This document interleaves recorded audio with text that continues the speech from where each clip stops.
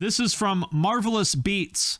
It is called How Rap Changed in 2017. And what's interesting is this video is 3 years old. And so even 3 years ago, he was able to identify that something happened in 2017 that was really important. And I would say what a lot of people don't know about me is that I started listening to rap before I knew what metal or punk was or anything like that. I started listening to rap when I was a little kid from Yo MTV Raps when I was like maybe like 11 or something in like 1988, 89. So I was listening to rap since before I knew about any kind of alternative music or anything like that. And I've never stopped listening to it. And I would say that in all the time that I have been listening to rap, I feel like 2016 to 2019 was probably the coolest era of rap, in my opinion, because that's when I felt like alternative rap really kind of became like a thing. Obviously, it was around with the Beastie Boys and stuff like that for a long time, but I feel like that era of like, you know, the SoundCloud rappers with colored hair and stuff, that was like such a cool thing. That's what happened in 2016 to 2019.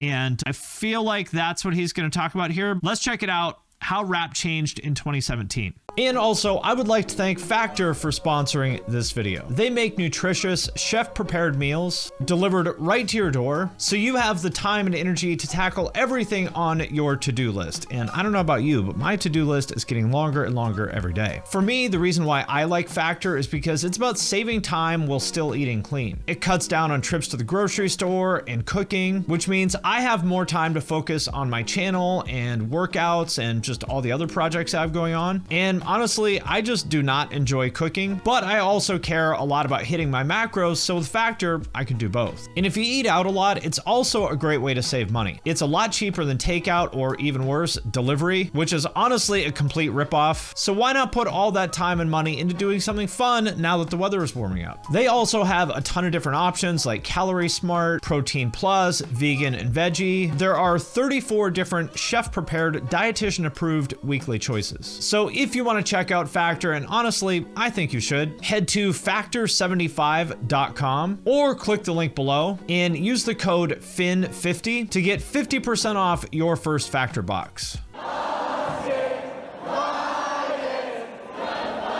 So here's X. You weren't into rap, you were just into sort of like screamo dance?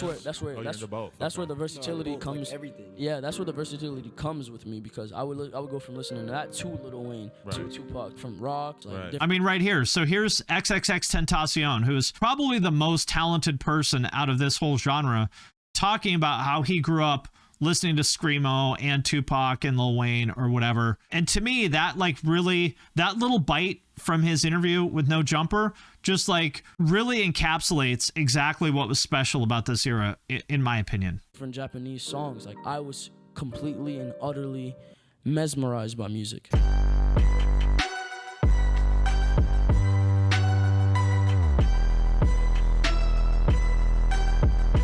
Pump. Overall, 2016 has become an iconic year in rap history. Yep. And for myself, I mean, that 2016 XXL Freshman cypher with 21 Savage, Lil Uzi Vert, Lil Yachty, Denzel Curry, and Kodak Black, like untouchable. Like you can go back and watch that now. It holds up. It still gives me chills. Like, has there ever been like a more talented group of people doing something like that? Like ridiculous. Every single one of them iconic. Year in rap history, and for myself, a personal favorite. I wasn't lying when I said that 2016 was one of my favorite years of rap. Also, I love how everyone that does like rap commentary on YouTube looks like this, like some skinny white nerd talking about rap, and I'm one of them, I guess, only I'm way older than this guy. But this is the face of hip-hop commentary right there. White nerds on YouTube. But I may have slightly overlooked how great 2017 was. For those of you that didn't watch my video called How Rap Changed in 2016, I basically talked about how the artists coming out of that year's XXL Freshman class brought a reimagined sound to hip-hop. I think that's a great way to put it. A reimagined sound to hip-hop. And even just from like looking at Lil Uzi Vert here, this doesn't look like what rap looked like even like the year before that. So like top rap songs of 2015. Look what the rap songs were in 2015. Kendrick, you know, some of this stuff was starting to break through, but like Kendrick, Future, Post Malone, Vince Staples, Lupe Fiasco, Scarface, Freddie Gibbs, Missy Elliott, Big Sean, like all that stuff is good. But the stuff that happened in 2016 and 2017 was just such a total, almost overnight change of culture. Hip-hop popularized the term mumble rap and carried the SoundCloud scene into the mainstream. With a more melodic, bubblegum trap sound rising to the top of the genre at this time, it really made for a great year filled with tons of great memories. But as people... I think bubblegum trap is a good way to put it. That's exactly why I liked a lot of this stuff. People like Lil Uzi Vert and Lil Yachty were climbing the charts in 2000. And like, look at this, the cover art for this Lil Uzi Vert album. You know, it looks like deviant art, like anime fan art. And whether you like it or not, like that's such a different aesthetic that was just never part of rap before. There was a whole new wave of rappers patiently waiting in the shadows of SoundCloud, ready to take control of the spotlight. These artists were already stars in the underground, but similar to the class of 2016, they were on the brink of breaking through into the industry and changing the game forever. I mean, this to me, it feels like grunge in the sense of like, grunge was all these like authentic underground artists that sort of like accidentally ended up getting mega famous and changing, you know, the world basically. And this feels like the same thing. All these people were actual like authentic parts of like the SoundCloud scene that I don't think any of them intended on getting super famous, but they did.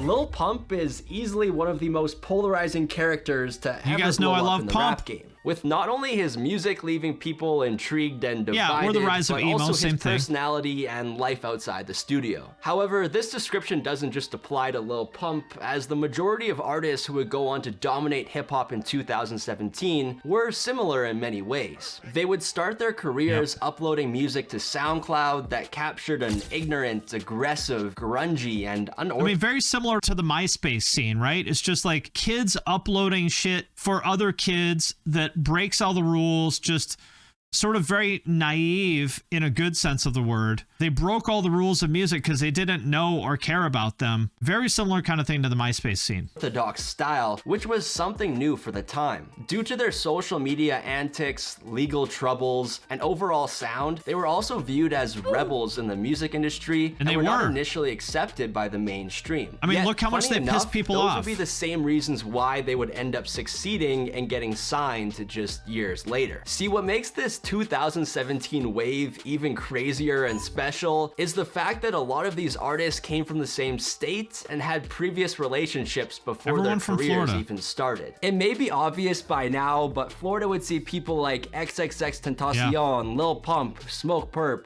Denzel Curry, and Mask Tha Slump God emerge from the underground scene and work their way to the top. It's wild. Like, Florida has always been, you know, a part of music. I mean, going back to like Two Live Crew and stuff like that in the 80s, like Miami Bass and stuff. But, you know, then, I mean, he's not even talking about Raider Clan and stuff and Schema Posse, and like just Florida at that time was just such a like insane hotbed of like legitimately groundbreaking, brilliant artists. We're all like teenagers. Although I just talked about these individuals sharing common characteristics, they all truly brought something unique to the rap game and had different levels of impact Raider on Clan the was culture. This the OGs of all this, for sure. Wouldn't be the only groundbreaking change in 2017 either, as the world would see a new hybrid of emo rap push boundaries and shift the trajectory of hip-hop for years to come. So with all that being said, let's now rewind the clock and break down this brings us to 2017. Special and controversial era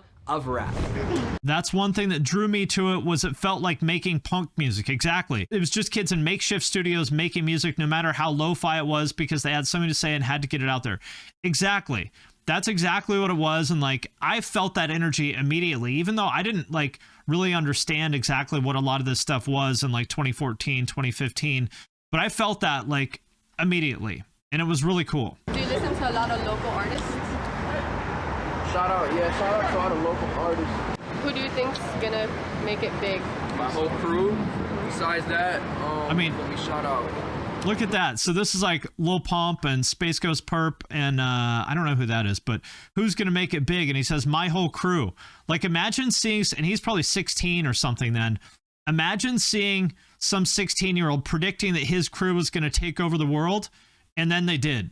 Shout out X, members only. Damn, Smoke Perp really didn't know how to light that thing. But he was right on the money in terms of who he thought would make it big out of the Florida scene. See, heading into 2017, these artists had the underground on lock as SoundCloud rap was continuing to pick up momentum and dominate the younger demographic of fans. Speaking from my own personal experience, the original... But I think the first person to like break out of SoundCloud as like a mainstream star was Fetty Wap, right? He was like the first rapper to blow up off of SoundCloud, I think. Obviously not part of this, but that artists like X and Ski Mask had instantly drew me into their music. And I mean, like, look at this, for example, like Ski Mask here, Mask Tha Slump God. He's wearing this shirt that looks like, I don't know what this is, but it says Revenge, looks like a death metal shirt. He's got this biohazard tattoo on his neck. Like, this was like shocking to see rappers, you know, borrowing a lot of these. Well, no, I shouldn't say borrowing because I'm sure Ski Mask is into metal, but like to see rappers referencing metal shit was insane at the time. Like that was totally unheard of. Had me hooked on their sound. The way they were blending genres and experimenting with such different styles of production would be crucial in separating themselves from every other up-and-coming rapper. But what made the South Florida scene in particular break through and garner so much attention in 2017? Well, like I touched on earlier, the artists coming out of this area brought a certain level of ignorance and grunge to their music that had never really been like seen before. It's a very punk attitude. Obviously, you know, there's differences, but the fact that they were pissing off so many old people, like that's always a sign that something cool is happening. If the previous generation is getting angry about what the kids are doing, that's a sign that you should pay attention to it because it's probably cool. In modern hip hop, along with this style of delivery, their common choice of production would also play a huge role in dictating their sound, which I feel can best be described in 2 words: distorted 808s. Yes. It may be common knowledge at this point, but for a lot of artists out there, production and beat selection is just as important as their vocals. It's true. I mean, like, basically you live and die by whether your beats are good. You can be the best rapper in the world, but if the beat sucks, you kind of got nothing. And then people like Lil Pump showed that if you have a catchy beat and you just like chant something catchy over it, then you have a song. You know? Especially when your vocal range is limited and you have a relatively small vocabulary, like Lil Pump. So teaming up with the right producers can make all the difference in the world. Luckily, Florida wasn't short of talented beat makers in 2017 who were also trying to make a name for themselves in the rap game with a more unorthodox style. How did you eventually end up working with guys like X and Ski? You know, from me working with Denzel and making great stuff, that made everyone else want to Ronnie J. that he was around from South Florida. So yeah, it just kind of like trickled down to everybody else. You know, they just like heard, you know, like, oh, Ronnie, whatever, distortion, all that. When I first started making beats, I was making them, you know, just like not even trying to overthink it, and it just came out like that, you know, because like I never knew how to mix. Yeah, I had no idea. I like that he said I never knew how to mix. I think that's so important because like one of the things that was defining to me about punk, they said we don't know how to play our instruments and we don't give a shit. We're just gonna go make noise. It's the same thing with these like SoundCloud producers. Like, I don't know how to mix. I think it sounds cool when the 808s are distorted. And they broke the rules, and everyone got mad, but it sounded cool. How to mix either when I was making beats back in the day, but unfortunately my production career didn't quite end up like Ronnie J. After producing iconic songs such as I'm Sippin' Tea in Your Hood, Take a Step Back, Ultimate, and Audi, it would be wrong to overlook the impact Ronnie J had on hip-hop in 2017. Yeah, Audi was a big one. With his signature distortion and muddy mixes, it brought something fresh to the table and would end up complementing again, just the like Florida punk bands who quote-unquote couldn't play. play. It's important to mention It's the other same key thing. producers such as Stain, who worked heavily with X, Ski Mask Tha Slump God, and the rest of the Members Only Collective in the past. As Ronnie J mentioned in his interview with Adam 22, he would initially initially link up with X and Mask Tha Slump God through Denzel Curry before they even gained traction in the underground. In fact, their first ever interaction was at a house party that Denzel was throwing, where supposedly X and Ski thought they were performing at, but ended up not even getting let into the party because... Just like how many bands think that they're playing and they show up to the venue and the show is canceled. Same thing. No one really knew who they were. Sounds a lot like my past experiences at high school. Anyways, although Ronnie J was... This is true. It always seems like the people who are bad at instruments or production make the most innovative music. Exactly, because they break the rules. They don't even know they're doing it, but they break the rules that need to be broken because the rules are oftentimes what holds things back. Was not from Florida. He would move to Miami later on in life and was inspired by the local underground scene that was run by the Raider Clan at the time. Okay, so he's talking about Raider Clan. There we go. If you are not familiar with the Raider Clan, they were did start all basically a this. rap group formed by Space Ghost Perp. Like bringing this like dark aesthetic to rap is 100% because of Raider Clan. Was an artist slash producer from Miami. Oh, Ronnie is a metal kid. Okay, together there we local go. talent and showcasing the underground scene. The collective would include members such as Denzel Curry, Rob Banks, and Young Simi, but would eventually break apart due to numerous beefs and incidents that would honestly... Space Ghost Perp, from what I have read, seems like kind of a troubled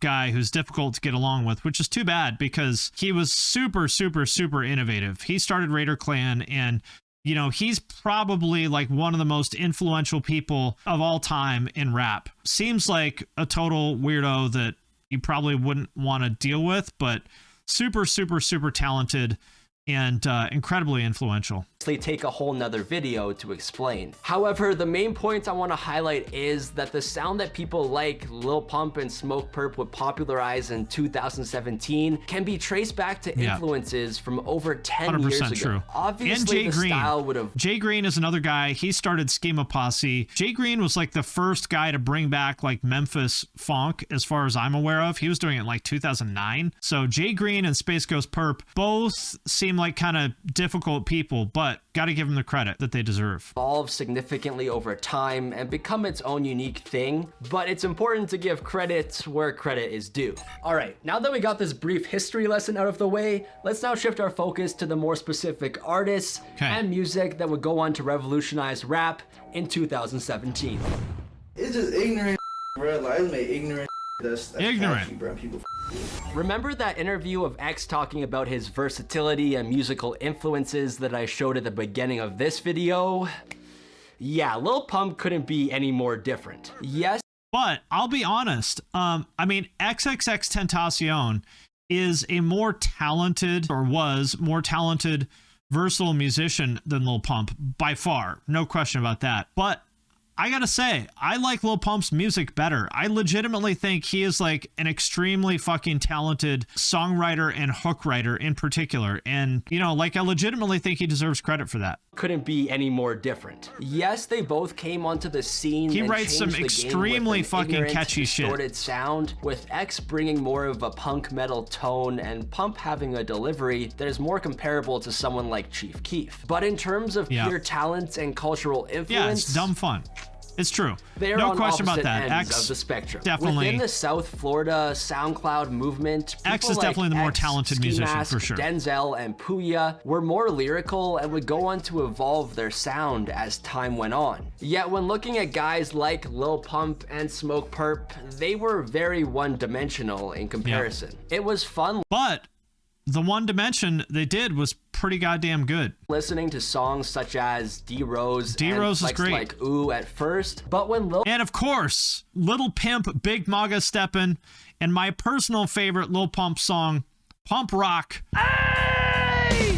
Pump Rock shit! Yeah! Slit my wrist, slit, fuck that bitch! Drop top whips, The all-time greatest. Pump Rock shit, slit my wrists. In October of 2017, with every song pretty much sounding the same, it got old fast. On the other hand, with X gaining traction in the underground scene with songs like Look at Me and Young Brats, then going on to release 17 as his debut project in August. I mean, X seemed like a very troubled person, but man, he did everything. Like he did like trap metal, he did emo rap, he did just straight up rap. He had like acoustic sad boy songs. Like X was one of the most versatile musicians of that generation, and he did it all well.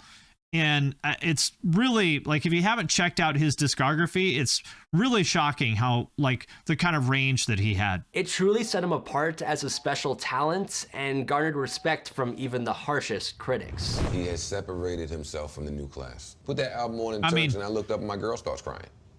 Immediately. I heard, you know, if Joe Budden is doing anything but hate, you know you're onto something, because Joe Budden, one of the biggest haters on the planet.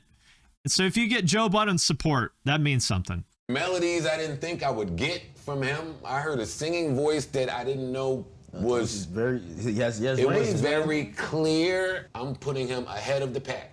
He will be here. If you were a day one supporter of X, you already knew he had this versatility, but for the casual fan, 17 was eye-opening. X had tapped into his emotional side throughout this project, and more importantly, delivered a body of work that connected with his listeners on a deeper level. I mean, to this day, like, he still has, I think, 5 songs with over 1 billion streams, which is pretty insane considering he only made music for a few years, and to have like 5 songs out of the 300 that have 1 billion streams, that 5 of them are from X, is pretty amazing. However, speaking on this kind of introspective music, he wouldn't be the only artist expressing himself like this, as 2017 would also see a whole new wave of emotional rap surge in popularity, aka emo rap. Similar to the South Florida scene, this genre would be extremely popular amongst the underground. I mean, to be fair, emo rap had been happening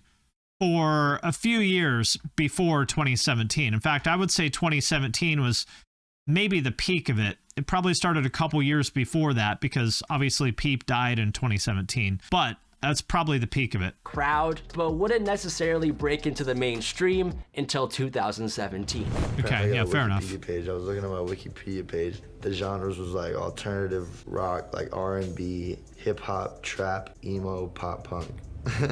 It really is hard to categorize people like Lil Peep because his music was so original and pulled elements from so many different genres. His project, Come Over When You're Sober Part 1, dropping in August of that year, it would really elevate his career. I mean, I would say that Peep was probably the most, like, you know, if you were to think of maybe someone like Denzel as sort of more on the rap side of things, and Peep would be more on the rock side of things. They're all sort of part of this whole world of like alternative hip hop, alternative rap. Peep was the most, you know, rock, I guess, but they're all part of the same thing. To the next level. Songs he was the Kurt Cobain of his generation. It's 100% true. Hits and racked up over hundreds of millions of plays across various streaming platforms like Spotify and YouTube, which at that point meant he was clearly crossing over into the mainstream audience. Yeah. As a huge fan, he was about to blow the fuck up. I could tell, because I mean, I've been, you know, around for so long, I could tell that he was about to blow the fuck up. He would have been the next, like, Post Malone or something like that. He was almost there, and it's so frustrating and sad that he died when he did. And friend of the legendary Suicide Boys duo, and a member of the Goth Boy clique that featured frequent collaborators like Lil Tracy, Lil Peep was amongst a scene that had built a very strong cult-like following. It's crazy to see how popular anyone who does emo rap now is pretty much going to be called a Peep clone. Well, I mean, partly for good reason. I mean, he did it better than anybody. I mean, he was just so goddamn good and so charismatic. It's like, is anybody ever going to do emo rap better than Peep did? Like, how could they? How could you top that? Emo rap became in 2017 and the influence it would have for years to come. Whether you look at current artists like Ian Dior or even legends such as Juice WRLD, who would put his own spin on the genre in just the following year. Emo rap has become a staple sound in hip hop and just added to the already groundbreaking era that was 2017. Well, there it is. That is how rap changed in 2017. Really, I'm glad that people are looking back back on this era as being the kind of like monumental shift that it was. I think it was a huge shift for rap, but also for the alternative rock world. This was like when those two things became a blend. It's not like nu metal where it's like obviously rock dudes like trying to rap and having turntables and it was terrible. It was just something new. It's like people that grew up on Chief Keef and Fall Out Boy, and it wasn't one or the other. It wasn't rap or rock. It was like both of those things at the same time. And a lot of these artists did songs that sounded more rock and sounded more rap, and like the energy and creativity, like for me, obviously I was way older than all these people, but the energy and creativity of this era to me is still one of the most special times in alternative culture that I have ever seen in the 30 years that I've been paying attention to it. So yeah, shout out to Marvelous Beats. Solid video. I'm glad people are documenting this stuff. And more than anything, it's just so sad to see, you know, Peep, Juice, X, you know, all the other people that unfortunately died before we got to see what their potential really could have been. To me, that's just the saddest part of the whole thing. Again, reminds me a lot of grunge, with so many of the most brilliant people dying really young. Tragic, but I will certainly always look back in this era as being special. So there it is. That is how rap changed in 2017. Yeah.